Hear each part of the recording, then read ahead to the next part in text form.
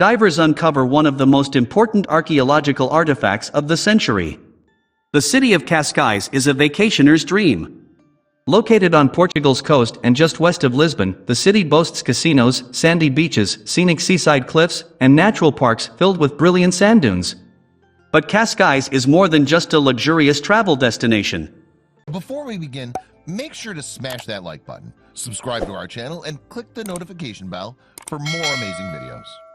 In 2018, researchers spotted an anomaly in the results of geophysical surveys taken just off the coast. Officials and scholars launched an investigation into the curious spot and uncovered what many have called one of the most important archaeological finds of the last century. During the Age of Exploration, Portugal expanded its relatively small nation by conquering several territories overseas.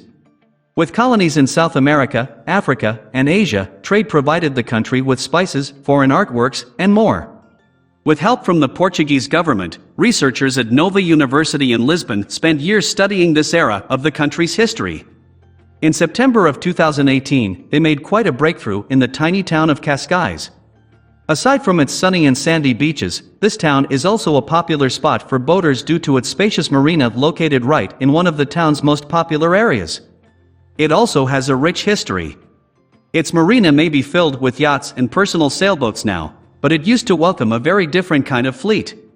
The area, which is currently flooded with tourists and upper-class Portuguese travelers, was once filled with adventurers.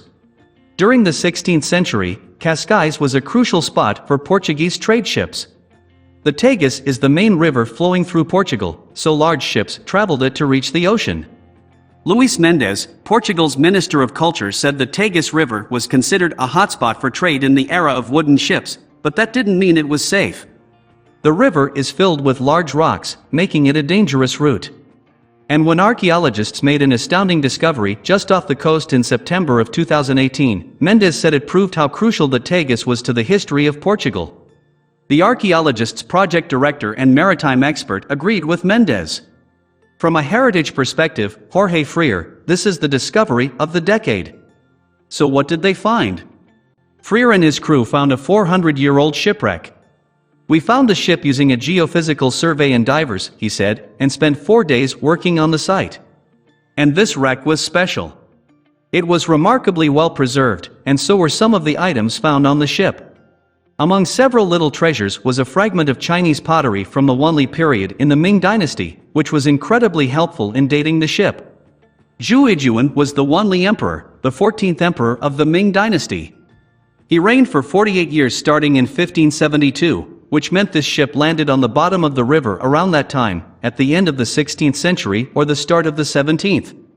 That particular period was the height of the spice trade for Portugal, so it came as no surprise when archaeologists also discovered black pepper, a commodity so valuable at the time that it was often used as collateral or even currency.